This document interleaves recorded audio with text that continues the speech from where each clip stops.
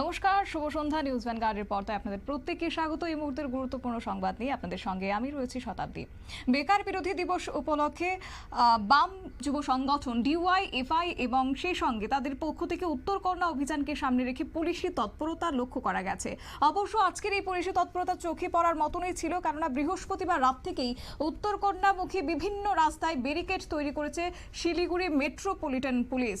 ব্যবহার করা হয়েছে ডিভাইডার এবং বাস আনা হয়েছে নতুন ব্যারিকেডিং ব্যবস্থা। বসানো হয়েছে নতুন ব্যারিকেডিং ব্যবস্থা এবং সম্পূর্ণ লোহা দিয়ে তৈরি এই নতুন ব্যারিকেডগুলি, যার উচ্চতা প্রায় 6 ফুট।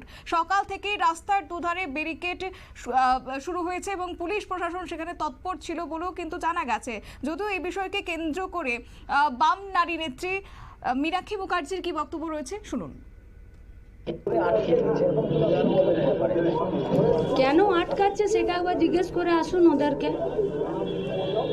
কেন আটকাচ্ছে? আমি কি করে বলবো? ও আটকাচ্ছে, ও না বলবে?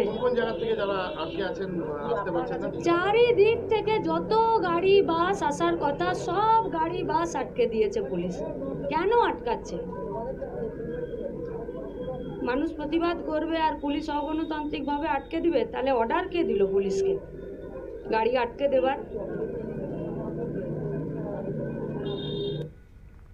আপনারা শুনলেন মীনাক্ষী মুখার্জির বক্তব্য। অবশ্য তারা আগামভাবেই জানিয়েছিল যে উত্তরকন্যা অভিযান তারা করছেন বেকার বিরোধী দিবস উপলক্ষে এবং সেই মোতাবেক আজকে সকাল থেকেই তারা নেমেছেন রাস্তায়। ডিওয়াইএফআই এর পক্ষ থেকে উত্তরকন্যা অভিযান তারা করেছে এবং সেখানেই নাকি যারা দূর দূরান্ত থেকে বাম নেতৃত্বরা আসলেন তাদের বাস আটকে দিয়েছে, ব্যারিকেড দিয়ে সমস্ত রকমের ব্যবস্থাপনা নাকি করেছে, এমনটাই অভিযোগ তুলেছেন। এবং যদিও পুলিশের বিরুদ্ধে একরাশ ক্ষোভ উগরে দিয়েছেন বাম নারী নেত্রী। নিয়ে নিচ্ছে ছোট্ট একটি বিজ্ঞাপন বিরতির সঙ্গে থাকুন।